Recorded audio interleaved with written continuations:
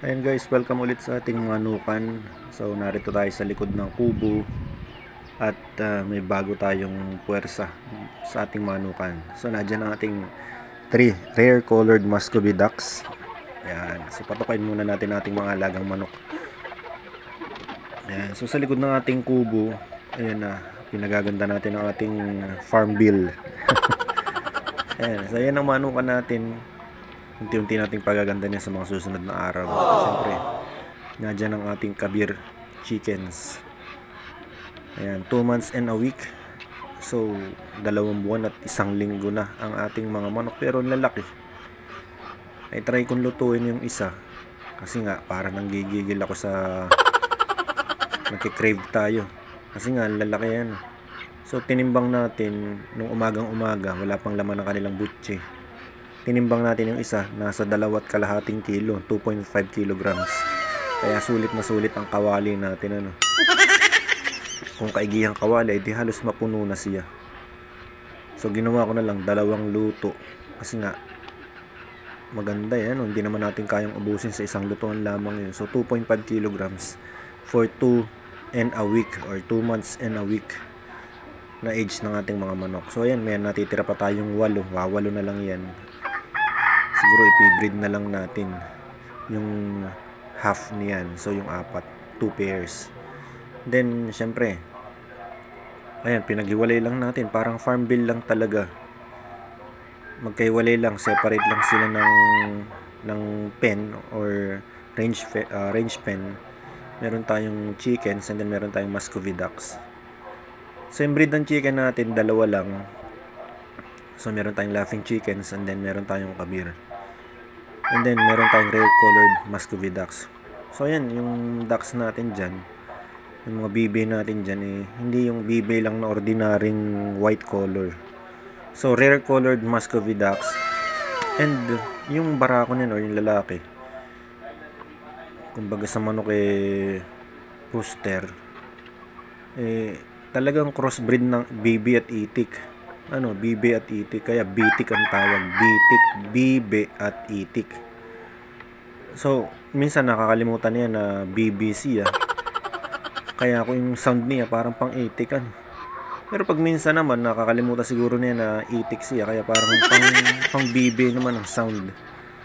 Kaya parang nakakatawa lang minsan. Pampatanggal lang ng stress. So, yan ang mga gusto nating alagaan. Yung mga rare na breed ng mga alaga natin.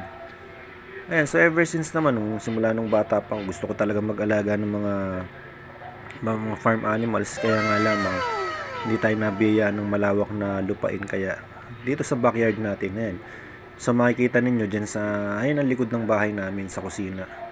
So dati doon lang sa may kusina ang manukan, na-adjust dito sa may kubo, and then nung pinagawa ko naman ito ng kubo, na-adjust na uli dito sa likod. So pa-adjust tayo ng pa-adjust hanggang sa lumayo sa ating bahay para makaiwas tayo dun sa syempre amoy ng backyard talaga, no? And then iniingatan din natin mag-amoy ng ganun, kaya konti lang inaalagaan natin sa ngayon. Syempre pag meron tayong nakuha mas malaki-laking farm lot, mag-a-adjust tayo. Sa mga darating pa naman ngayon, hindi pa yun sa ngayon kasi hindi ko masyadong target yung ganun. Ang target ko pa lang ngayon mapaganda yung ating farm bill or backyard. Ayan. So meron tayong 3 Muscovy ducks. So yan muna ang ating inilagaan ngayon. Una, kaya tayo nag-alaga, syempre kailangan nating magkaroon ng libangan. Yan lang ang bisyo na kaya ng bulsa at kaya ng katawan. Ayan, so una, kaya ng bulsa. Hindi naman ganun ka-expensive, ano. So maaaring umabot ng 1,000 yung 3. Pero hindi naman 1,000 ang isa. Kasi nga, sabi natin, ang target nating alagaan yung kaya lang ng bulsa. Kaya alam mo naman, mahirap lang tayo. Kaya dyan lang muna tayo. Hindi natin kaya yung mga shih tzu na yan, ano. Tsaka wala tayong hilig pag-alaga ng aso.